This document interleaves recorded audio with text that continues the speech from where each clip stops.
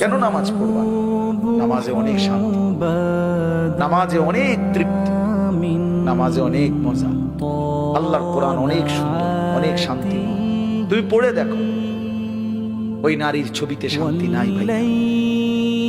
অশ্লীলতায় শান্তি হয় না, অতৃপ্তি বাড়ে, আরো দেখতে মন চায়। তাইলে তো তৃপ্তি হলো,